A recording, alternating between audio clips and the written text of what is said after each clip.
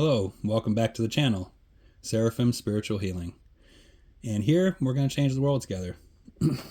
So again, back with the knowing yourself, I figure I may as well go ahead and touch on this. Okay.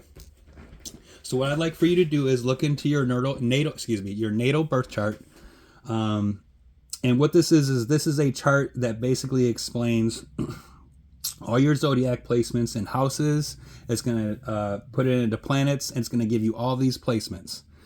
We're also going to learn astrology too. We're going to learn about the zodiac signs, the planets, most movements and how things work. Now, I'm not going to go 100% deep into natal charts. It's something that even I've had to learn how to read my own through the years. Okay. But basically your natal chart is about 90% accurate is how I feel.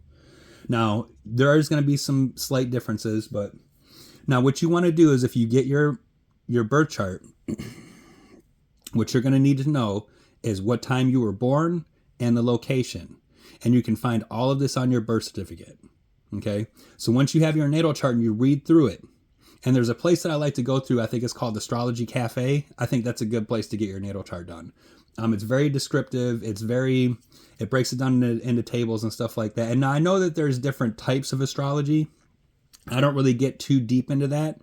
And that could be the reason why the chart is 90% for me, is because I don't get into all that.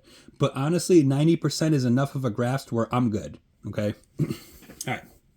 So next one is interesting, is I think you should know your heritage, because you are your culture. Okay. You are your culture. Now, for me, I have over 31 countries in my DNA. So I have a very broad culture and vast heritage. And honestly, it's definitely me. Okay. So your heritage, I think, is important.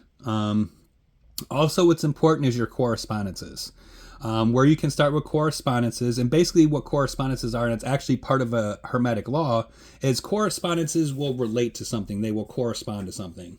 So when we look up correspondences, let's say, for example, me, since I'm a Leo, some of my correspondences are my planet is the sun. One of the archangels that is assigned to me by Zodiac is Archangel Michael. Gold is the correspondence to my zodiac sign, my sun sign of Leo. Fire is the element. And for example, these are correspondences. So you should resonate with some of the correspondences from your zodiac. Okay. They should resonate with you.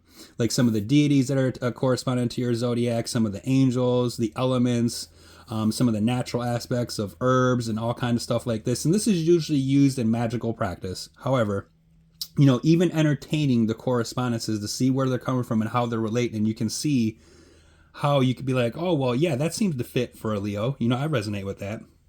So correspondences, I think, are good. They're important. So with the natal chart and astrology, we have heritage, and then we have correspondences. These three things right here helped me learn myself so much. It's not even funny. It's almost like, because of my natal chart and everything, I've fit my own unique archetype. And the truth is it's true. I have my own unique archetype because of all of these custom informations. And it's all basically, when I was born, what time, from the natal chart. It's all the astrological placements that I have. It's the heritage. It's everything. Okay. But this is what's going to help you know yourself.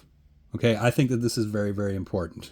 Okay. Because you have to know yourself in order to heal, and know what triggers you, and also know what your shadow sides and shadow aspects are. And that's more stuff we're going to talk about. So for now, I'm going to keep it short and sweet, and I'll be back with another one.